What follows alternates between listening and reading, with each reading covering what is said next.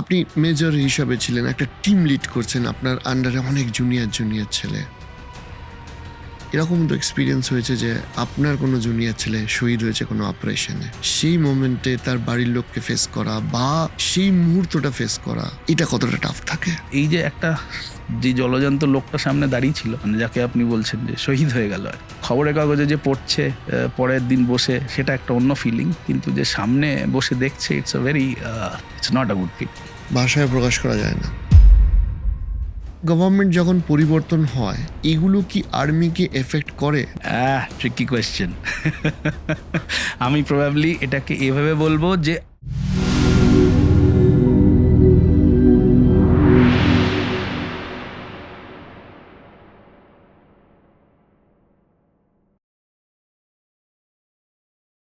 আপনি একটা কথা বলুন, যেটা হচ্ছে যে ধরুন আপনি মেজর হিসাবে ছিলেন, একটা টিম লিড করছেন, আপনার আন্ডারে অনেক জুনিয়র ছেলে। এরকম তো এক্সপিরিয়েন্স হয়েছে যে আপনার কোনো জুনিয়র ছেলে শহীদ হয়েছে কোনো অপারেশনে, সেই মোমেন্টে তার বাড়ির লোককে ফেস করা বা মানে সেই মুহূর্তটা ফেস করা, এটা কতটা টাফ থাকে? বা ছেড়ে দিন আপনাদের নিজেদের মানসিক অবস্থা। মেজর নয়, lieutenant. Again going back to Kupwara, it's প্রথমে যেটা অনেকে বলে না, অনেকে আমি আমি আমি অন্যরকমভাবে একটু বলি। অনেকে বলে যে ভয়টা লাগে না, নির্ভীক হতে হয়। এরকম কোনো ব্যাপার নেই। যখন ওপরে চলে দু চারটে টাপ টাপ টাপ টাপ টাপ টাপ টাপ, যে জানে যে এটা গুলি চলছে, তার ভয় লাগে। Initial reaction is fear. তো আমার আমার কন্ট্যাক্টের ক্ষেত্রে ফার্স্ট হচ্ছে ওইটা, ফিয়ার। 30 সেকেন্ডস 40 সেকেন্ডস, তারপরে ওই ট্রেনিং, লিডারশিপ যেগুলো বললাম, ওগুলো সব kicks in. Then you have to see, okay, my mission, my man, সবাই ঠিক আছে তো ভাই, now let's retaliate, now let's fire back. হলো। কিন্তু তার মধ্যেও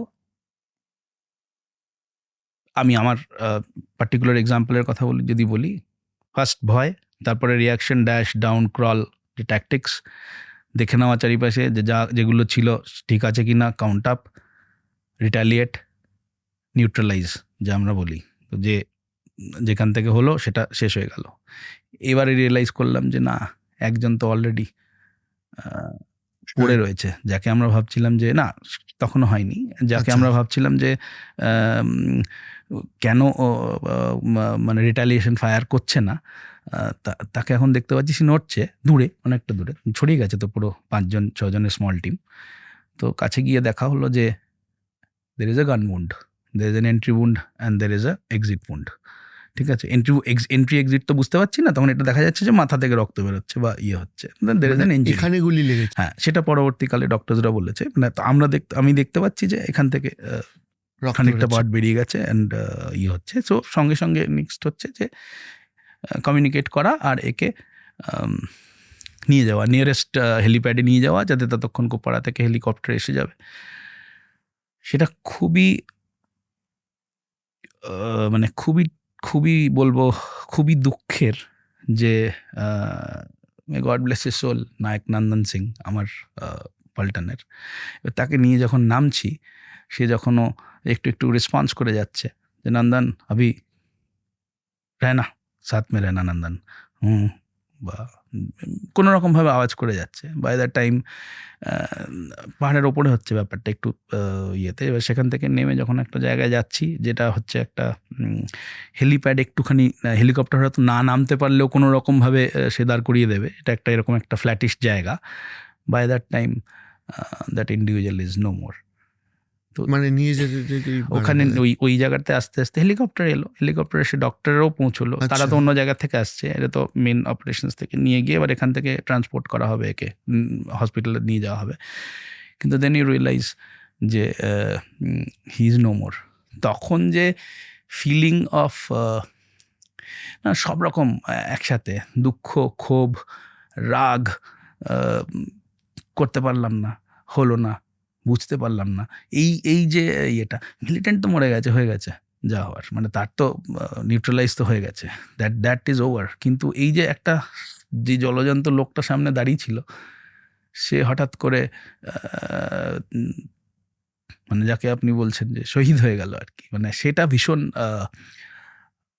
খবরের কাগজে যে পড়ছে পরের দিন বসে, সেটা একটা অন্য ফিলিং, কিন্তু যে সামনে বসে দেখছে, it's a very it's not a good feeling. ভাষায় প্রকাশ করা যায় না, ডেফিনেটলি। হতে পারে এই ইমোশনটাও হয়তো আপনাদের কাছে একটা হ্যান্ডেল করা one of the toughest thing. Absolutely, এটা ডেফিনেটলি আমি তো দেখছি যে আমি ভীষণ প্রবাবলি অনেকটা বেশি ক্যারিড অ্যাওয়ে হয়ে যাচ্ছি উইথ মাই ইমোশনস। সো হয়তো it has been quite some time when I look back, যখন আমি পেছনে ফিরে তাকিয়ে দেখছি, হয়তো সেটা কারণ যে আমি একটু ইমোশনে বয়ে যাচ্ছি, সরি ফর দ্যাট। না একদমই না, একদমই না, প্লিজ প্লিজ এটা বলবেন না।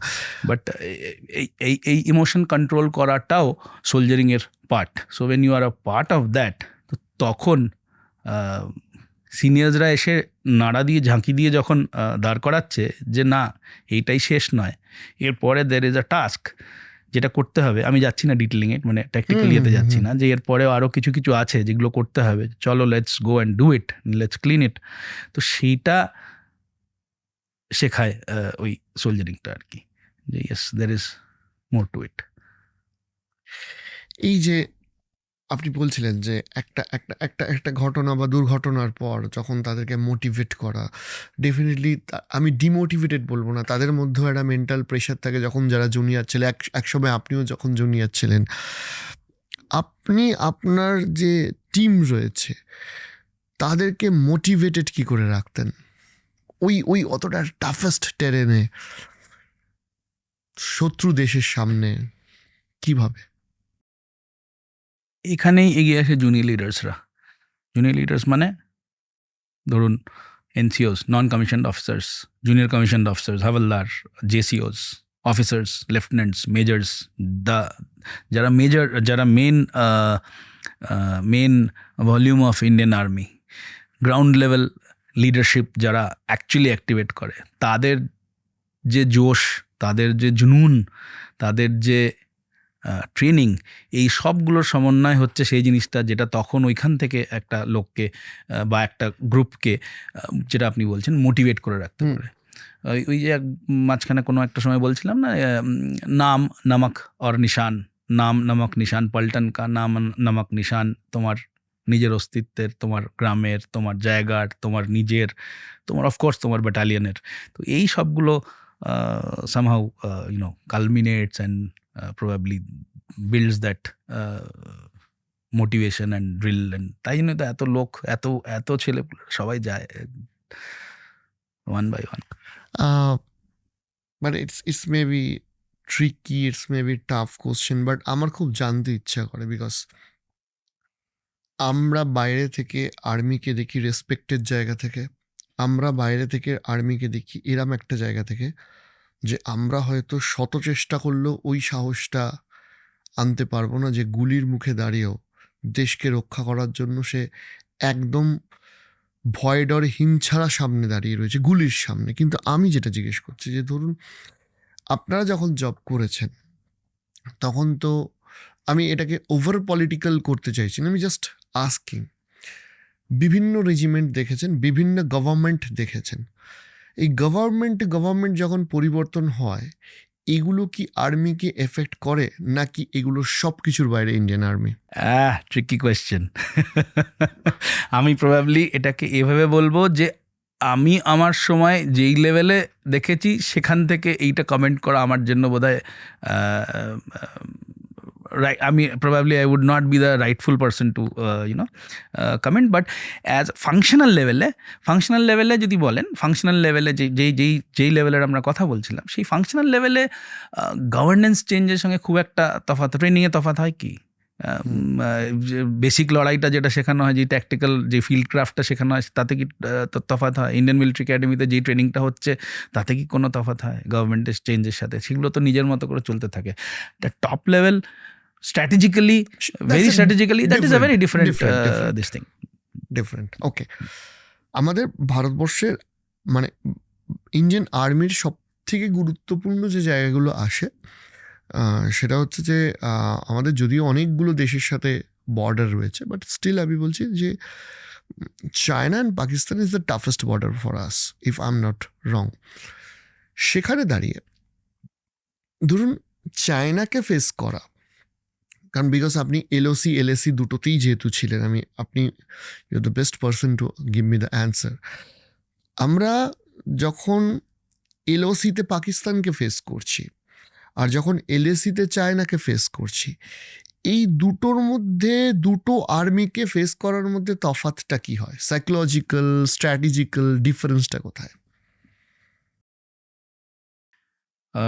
আগেন পার্সোনাল পার্সপেক্টিভ থেকে যদি বলি, পাকিস্তানিগুলো তো সব আমার আপনার মতোই লোক, একই ভাষায় কথা বলে, একই খাবার খায়, একই গালাগালি দেয়, ইউনো।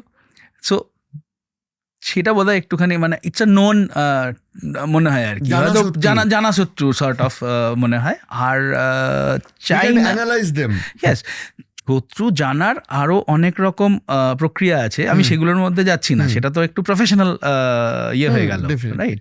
যে চাইনিজদের জানার জন্য নানা রকম ইয়ে হচ্ছে, বা পাকিস্তানিদের জানার জন্য তারা কেমনভাবে লড়ে, কি করে না করে, তার বিভিন্ন রকম ট্রেনিং চলতে থাকে। আমি সেইগুলো ডিটেলিংয়ে যাচ্ছি না, কিন্তু এমনি at the face of it মানে চেহারায় মানে দেখে শুনে ওইগুলো তো ভীষণ মানে নন ইয়ে আর কি, মানে যে সাউথ ইন্ডিয়ান ছেলে সেও বুঝতে পারছে যে কি গালাগাল দিচ্ছে বা কি কথা বলছে, কেননা ও হিন্দি বা ওরকম একটা ইয়েতেই বলছে আর কি। হ্যাঁ, তো ওরকম এইটা বোধ হয় আমার মনে হয়, আমি একটু লাইটার টোনে বললাম ব্যাপারটা, মানে একটু get it into a very ইয়ে, আমার মনে হয় এরকম এটাই একটা ইয়ে যে একটু নোন পাকিস্তানটা।